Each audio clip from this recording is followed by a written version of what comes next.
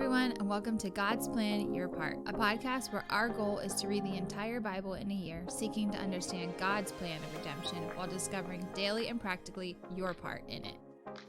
What do you do when people are constantly questioning your motives, your character, even if you're just a nice person or not? That's literally what's happening in chapter 6 of Nehemiah, which is what we're reading today. The other chapter is literally just genealogies and lists of things. So there's not going to be a lot of your parts coming out of that unless you need a name for your son or daughter, or you'd like to know, I don't know, how many people came from where. But character seems to be a big part of chapter 6, I think. Yeah, it definitely is. As we were reading chapter 6, they're coming to a close on the wall. No pun intended. But they're definitely getting to that point where the wall is just about finished. And people that have been, like we talked about yesterday, people that were giving them a lot of flack for like trying to even build the wall back or to fight them, literally physically fighting them to try to stop the wall from being rebuilt. A lot of Nehemiah's character is being taken into question now too. They're like, oh, you're just flying right in there because you want to be in charge. People are actually getting fearful that Jerusalem is going to be built back. They're going to become this power again. So like, you just want to go in there. You want to be in charge. You want your name to be great. You want to be the one that's shining in this whole situation. And Nehemiah has already proven in our reading yesterday in previous chapters that he's not interested in taking advantage of them financially, which is what a lot of people are assuming of him. But he is there simply to be like guiding these people morally and literally physically for their lives to build this wall back. So it's interesting to see Nehemiah in this position because I'm sure, like we opened with, there are many instances in our own lives where your character is brought into light or is brought into question, I should say. And if your heart is in the right place and you're doing what the Lord is asking you to do, it's really a tricky spot to be in. But Nehemiah stands his ground and he's like, no, you can watch this play out. I'm not doing this for what you're saying. It's a much less tricky spot to be in when you know your past actions prove that that's not who you are. Right. So Nehemiah, we talked about yesterday. If you didn't get a chance to listen to that, go back and listen to it. But we talked about yesterday how Nehemiah refused even the portion that was due to him.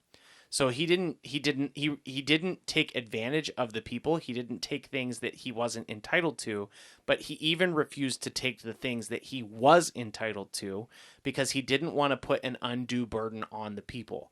So when you have this 400, 500 BC comments section popping up where the people are like, he's just trying to be the king.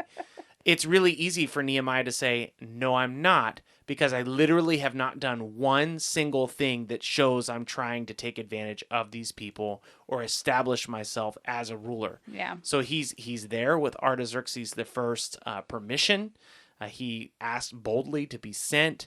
Artaxerxes sent him. He has a commission from the Persian king.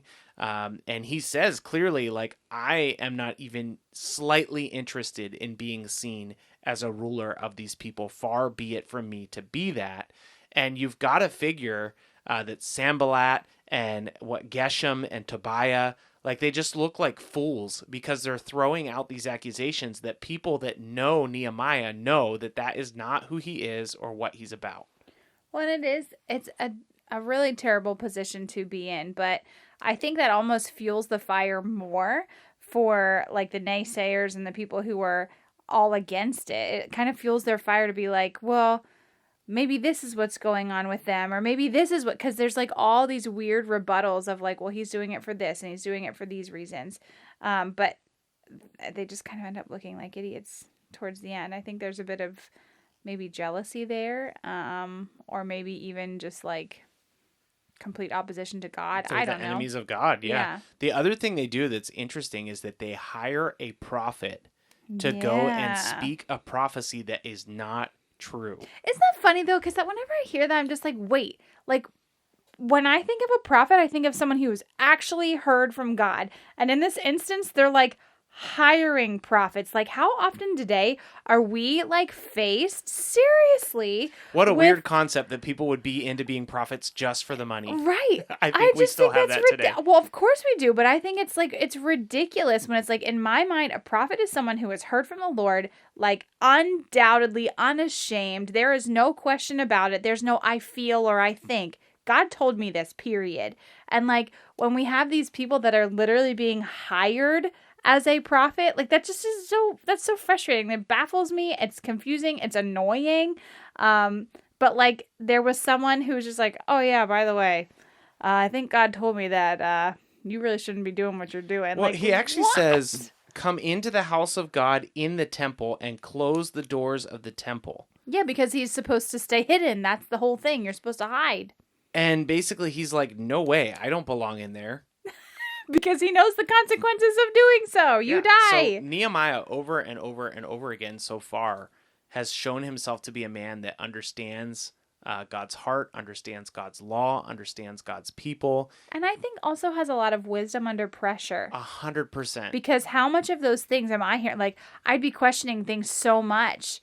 Like, oh man, well, they just said that. Like, that person just came in and claimed to be a prophet of God, and they just said that thing. I think there's a lot to be said of that, too, because there's so many people that are willing to give you their words or their things that they heard from the Lord, which aren't necessarily, in every instance, true. The number one sign that somebody might not be a real prophet is that they got paid to do it.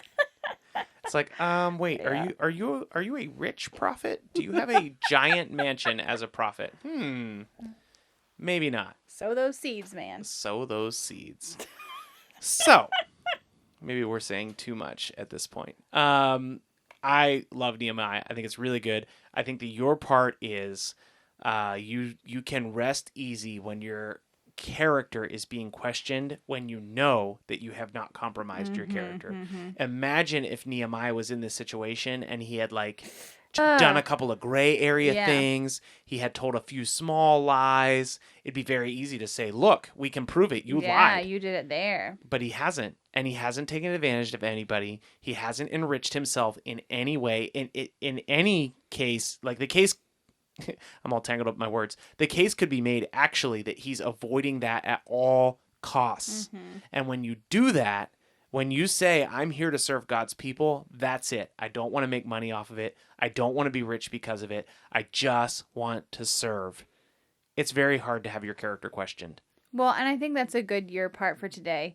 Like, be that small minority, unfortunately, of people. Like, think about your own character. Is it a reflection of God? And is it, without gray areas? And if there are gray areas, like, reflect and really think about, how do I change this so that I am an example? I am wise with my decision making, so that no one can say, well, what about this in your life? And what about this in your life? Like, clean out those areas. Own up to it. Seek forgiveness. Yep. Yeah. And apologize for the things that you have done wrong, and move to a place where you don't have to worry about those things hindering your character, so that when it is brought to light, it's like, yep, I did that and I messed up in the past, is wrong, but that's not who I am anymore, and this is where I'm headed. I'm glad you called that piece out, actually. I hadn't really talked much about that, but like when you are going to mess up, and when you seek forgiveness and you own your mistakes and you're unapologetic about owning up to those mistakes, that also attracts people to you and helps people understand how strong your character is. They're the real deal. Yeah, like, wow, that guy actually admitted that he did something wrong. He actually admitted something that I'm not even sure that was even wrong. Like, that's a huge thing to do. I've served under people that are like that. It's exciting to serve with people like that. It's empowering to serve with people like that. Nehemiah is like above and beyond that, because he's gone overboard to make sure that he's not doing anything compromising. And when we live lives the same way, we can stand firm when we're opposed, because we know that God is on our side and that we are serving him. So we'll be back again tomorrow with more Nehemiah. Also, chapter 7 has a lot of numbers in it. We didn't talk much about that, but go check that one out. Always read it for yourself. Don't take our word for it. Take God's word for it. We'll see you later. Thanks so much for listening to our take today. Before we get into the reading, if we could just ask you one thing, If you've been enjoying the podcast, if you could subscribe to us and then leave a rating and review. We'd love to hear from you, and every rating we get helps us reach more people. Ultimately, we're just trying to reach people with the truth of God's word, and your review will help us do that. So thanks so much for being invested in the podcast. Here's the reading for today. Nehemiah chapter 6. Now when Sanballat and Tobiah and Geshem the Arab and the rest of our enemies heard that I built the wall and that there was no breach left in it, although up to that time I had not set up the doors and the gates, Sanballat and Geshem sent to me, saying, Come and let us meet together at Hekaphirim in the plain of Ono. But they intended to do me harm, and I sent messengers to them, saying, I am doing a great work, and I cannot come down. Why should I stop the work while I leave it and come down to you? And they sent to me 4 times in this way, and I answered them in the same manner. In the same way, Sanballat for the 5th time sent his servant to me with an open letter in his hand. In it was written, It is reported among the nations, and Geshem also says it, that you and the Jews intend to rebel. That is why you are building the wall. And according to these reports, you wish to become their king. And you have also set up the prophets to proclaim concerning you in Jerusalem, There is a king in Judah, and now the king will hear of these reports. So now come and let us take counsel together. Then I sent to him, saying, No, such things as you say have been done, for you are inventing them out of your own mind. For they all wanted to frighten us, thinking, Their hands will drop from their work, and it will not be done. But now, O God, strengthen my hands. Now when I went into the house of Shemaiah, the son of Daliah, son of Metalabel, who was confirmed to his home, he said, Let us meet together in the house of God within the temple. Let us close the doors of the temple, for they are coming to kill you. They are coming to kill you by night. But I said, Should such a man as I run away? And what man, such as I, could go into the temple and live? I will not go in. And I understood and saw that God had not sent him, but he pronounced the prophecy against me because Tobiah and Sanballat had hired him. For this purpose he was hired, that I should be afraid and act in this way and sin, and so they could give me a bad name in order to taunt me. Remember Tobiah and Sanballat, O my God, according to these things that they did, and also the prophetess Noadiah, and the rest of the prophets who wanted to make me afraid. So the wall was finished on the 25th day of the month, Elul, in 52 days. And when all of our enemies heard of it, all the nations around us were afraid and fell greatly in their own esteem, for they perceived that this work had been accomplished with the help of our God. Moreover, in those days, the nobles of Judah sent many letters to Tobiah, and Tobiah's letters came to them. For many in Judah were bound by oath to him, because he was son-in-law of Shechaniah, the son of Era, and his son, Jehonan, who had taken the daughter of Meshullam, the son of Berechiah, his wife. Also they spoke of his good deeds in my presence and reported my words to him. And Tobiah sent letters to make me afraid. Chapter 7. Now when the wall had been built, and I had set up the doors and the gatekeepers, the singers and the Levites had been appointed. I gave my brother Hanai and Hananiah, the governor of the castle, charge over Jerusalem, for he was a more faithful and God-fearing man than many. And I said to them, Let not the gates of Jerusalem be opened until the sun is hot, and while they are still standing guard, let them shut and bar the doors. Appoint guards from among the inhabitants of Jerusalem, some at their guard posts and some in front of their own homes. The city was wide and large, but the people within it were few, and no houses had been rebuilt. Then my God put it into my heart to assemble the nobles and the officials and the people to be enrolled by genealogy. And I found the book of the genealogy of those who had come up at the first, and I found written in it, These were the people of the province who came up out of the captivity of those exiles whom Nebuchadnezzar, the king of Babylon, had carried into exile. They returned to Jerusalem and Judah, each to his own town. They came with Zerubbabel, Jerushua, Nehemiah, Azariah, Ramiah, Nehemiah, Mordecai, Bilshan, Milspereth, Bigvi, Nahum, and Bana. The number of the men of the people of Israel, the sons of Parash, 2,172. The sons of Shephatiah, 372. The sons of Era, 652. The sons of Pahath-Moab, namely the sons of Jeshua and Joab, 2,818. The sons of Elam, 1,254. The sons of Zatu, 845. The sons of Zakkai, 760. The sons of Binnui, 648. The sons of Babai, 628. The sons of Azgad, 2,322. The sons of Adonikim, 667. The sons of Bigvai, 2,067. The sons of Aden, 655. The sons of Ater, namely Hezekiah, 98. The sons of Hashem, 328. The sons of Bazai, 324. The sons of Hariph, 112. The sons of Gibeon, 95. The men of Bethlehem and Netophath, 188. The men of Anahoth, 128. The men of Beth Azimeth, 42. The men of Kiriath Jearim, Shephariah, and Beeroth, 743. The men of Ramah and Gibeah, 621. The men of Michmas, 122.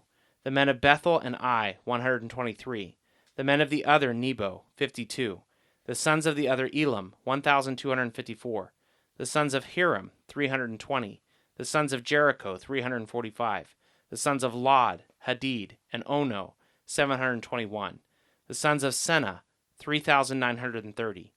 The priests, the sons of Jediah, namely the house of Jeshua, 973. The sons of Immer, 1,052.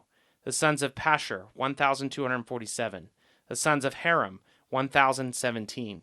The Levites, the sons of Jeshua, namely Kadmiel, the sons of Hodavah, 74. The singers, the sons of Asaph, 148. The gatekeepers, the sons of Shallum, the sons of Ater, the sons of Talmon, the sons of Akab, the sons of Hattadiah, the sons of Shobai, 138.